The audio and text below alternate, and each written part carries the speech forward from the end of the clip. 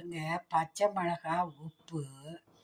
இது நல்ல பச்சை மிளகாய் சுத்தமாக கழுகிட்டு காம்பு எடுத்துட்டு நீங்கள் மிக்சியில் போட்டு 2 உப்பு, இவ்வளவு பேருக்கு கொஞ்சம் உப்பு போட்டு 2 அடி அடித்து ஒரு டப்பாவில் வச்சு ஃப்ரிட்ஜில் வச்சுக்கிட்டிங்கன்னா நினச்ச நேரம் உப்புமா, கொழுக்கட்டை, காய் தாளிக்கும் போது எல்லாம் எடுத்து நமக்கு டேஸ்ட்டுக்கு வேண்டிய அளவு போட்டு வதக்கிடலாம். குழந்தைங்க வாயில் சிக்காது, நம்ம வாயிலையும் சிக்காது. இது ஒரு ஈஸி மெத்தடு.